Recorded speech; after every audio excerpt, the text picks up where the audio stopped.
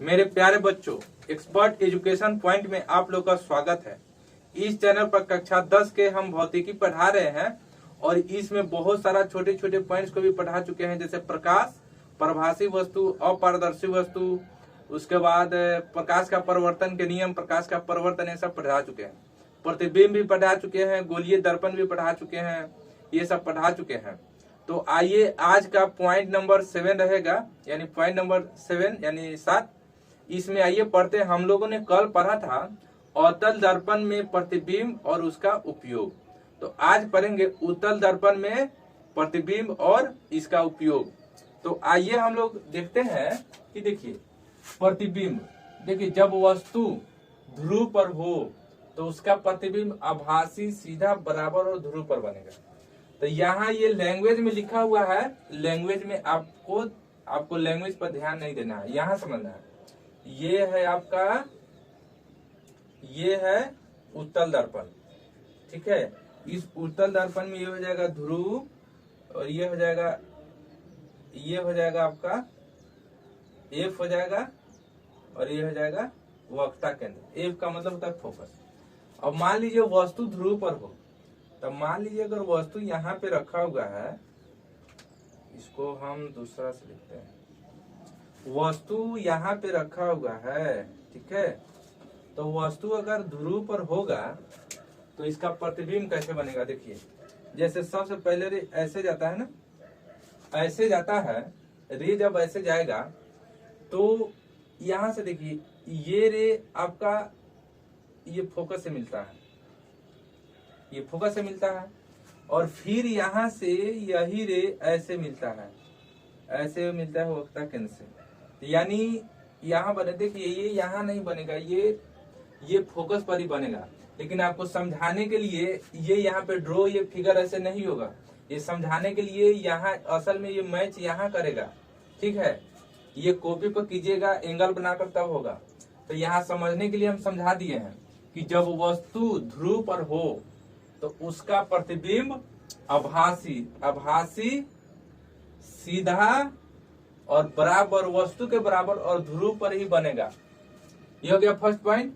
जब वस्तु उत्तल दर्पण में जब वस्तु ध्रुव पर हो तो उसका प्रतिबिंब आभासी बनेगा, सीधा और वस्तु के बराबर और ध्रुव पर ही बनेगा। इस बात को नोट करना है। और सेकेंड देखिए, यहाँ पे जब वस्तु अनंत और ध्रुव पर हो तो उसका प्रतिबिंब आभासी, सीधा, बराबर और दर्पण के पीछे P और F, P मतलब पोल और फोकस के बीच बनेगा।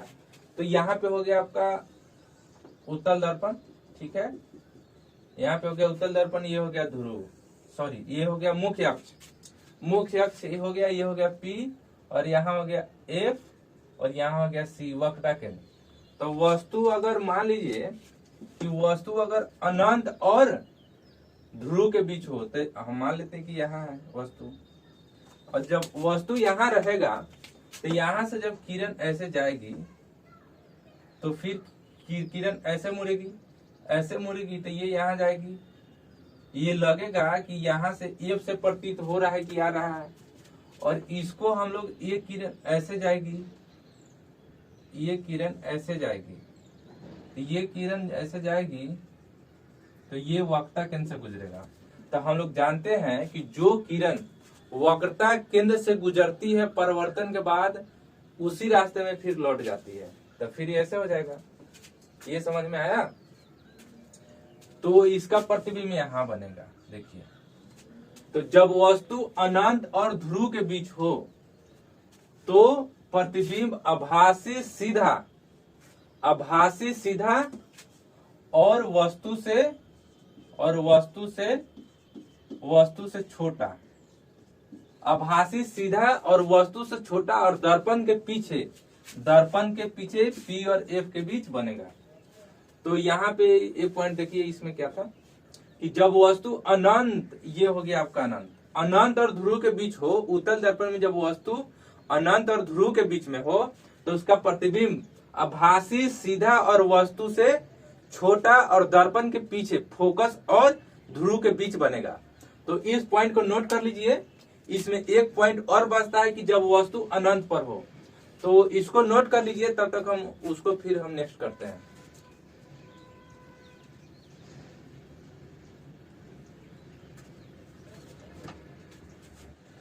आइए नेक्स्ट पॉइंट समझते हैं कि जब वस्तु अनंत पर हो, ये हो गया आपका उत्तल दर्पण, ठीक है, ये हो गया उत्तल दर्पण, और ये हो गया आपका मुख्य अक्ष, ये हो गया फोकस, और ये हो गया वक्ता केंद्र, और ये हो गया अनंत, ये हो गया पोल, पोल मतलब ध्रुव हो गया।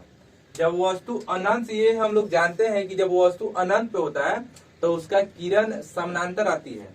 तो हम लोग मान लेते हैं कि यहाँ से ये किरण समानांतर आ रही है, ठीक है, हम लोग मान लेते हैं, तो मान लेते हैं, और वो कहाँ मिलती है आकर, ये जब ऐसे आएगी तो ये ऐसे भागेगा और ये ऐसे भागेगा। तो देखिए यहाँ पे ये हम लोग का लगेगा कि ये फोकस से आ रहा है, देखिए फोकस से आ रहा है, ये हम लोग को लगेगा कि फोकस से आ रहा है, ठीक है, तो ये हम लोग को लगेगा कि फोकस से आ रहा है। तो यहाँ पे देखिए वही चीज हम यहाँ पे लैंग्वेज में लिख दिए हैं कि जब वस्तु अनंत पर हो तो उसका प्रतिबिंब आभासी सीधा वस्तु से बहुत छोटा, चूंकि ये है ना, ये एकदम 0 के बराबर होगा, तो वस्तु से बहुत छोटा और दर्पण के पीछे फोकस पर बनेगा। तो इस पॉइंट को ध्यान में रखना है कि जब वस्तु उत्तल दर्पण में अनंत पर हो तो उसका प्रतिबिंब फोकस पे बनेगा, वस्तु से बहुत छोटा बनेगा और आभासी बनेगा। अवतल दर्पण में कभी भी प्रतिबिंब आभासी ही बनता है। तो हम लोग इस पॉइंट को पढ़ लिए, प्रतिबिंब उत्तल दर्पण में प्रतिबिंब मतलब 3 जगह ही बनता है, मतलब 3 स्थानों पर ही बनता है। तो ये थर्ड पॉइंट यहाँ पे लिखा हुआ है, और अवतल दर्पण में लगभग 6 पॉइंट्स पे बनता है, ठीक है। तो यहाँ पे देखिए उत्तल दर्पण का प्रयोग, देखिए उत्तल दर्पण का प्रयोग होता है साइड मिरर, बस ट्रक, यानी बस हो जाएगा, ट्रक हो जाएगा, जीप, मोटरसाइकिल या ऐसे वाहनों के साइड मिरर के रूप में, ठीक है, बस, जीप, मोटरसाइकिल या वाहनों के साइड मिरर के रूप में। एक चीज इसमें आप लोग पॉइंट कर लीजिएगा, ठीक है, कि वाहनों में समतल दर्पण के अपेक्षा उत्तल दर्पण पीछे के बहुत ज्यादा एरिया को कवर करता है। यहाँ पे हो जाएगा वाहनों में समतल दर्पण की अपेक्षा समतल दर्पण की अपेक्षा उत्तल दर्पण में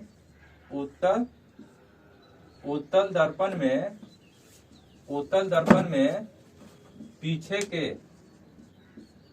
के बहुत बड़े एरिया मतलब क्षेत्र को कवर करता है, कवर करता है, ऐसे इंग्लिश भी लिख सकते हैं, कवर करता है, ठीक है, कवर करता है, ये साइंस का टर्म है, कवर इंग्लिश होता है, ये लिख सकते हैं। तो आज हम लोग पढ़े हैं प्रकाश का परावर्तन में उत्तल दर्पण में बना प्रतिबिंब और उसका उपयोग। तो हम समझा दे रहे एक बार शॉर्ट में कि जब वस्तु उत्तल दर्पण में पोल पर हो, यानी ध्रुव पर हो, तो उसका प्रतिबिंब पोल पर ही बनेगा, ध्रुव पर ही बनेगा, वस्तु के बराबर बनेगा और आभासी बनेगा। अगर वस्तु अनंत और पोल के बीच में हो तो उसका प्रतिबिंब, वो अनंत और वस्तु के बीच में, तो उसका प्रतिबिंब दर्पण के पीछे वस्तु से छोटा फोकस और ध्रुव के बीच बनेगा। और उसके बाद आगे अनंत से, अगर अनंत पे कोई वस्तु हो तो उसका प्रतिबिंब फोकस पे आभासी सीधा और वस्तु से बहुत छोटा बनेगा। और इसका उपयोग, उत्तल दर्पण का उपयोग साइड मिरर के रूप में वाहनों में किया जाता है, और साथ ही इसमें यह भी होता है कि जो वाहनों में समतल दर्पण का यूज बहुत कम होता है। समतल दर्पण जो है, समतल दर्पण की अपेक्षा उत्तल दर्पण में पीछे के एरिया को, बहुत ज्यादा एरिया को कवर करता है। ठीक है, तो आज के लिए इतना ही। अगर वीडियो अच्छा लगे तो चैनल को सब्सक्राइब करो और बेल आइकन को दबाना ना भूले। इस वीडियो को देखने के लिए आपको बहुत बहुत धन्यवाद।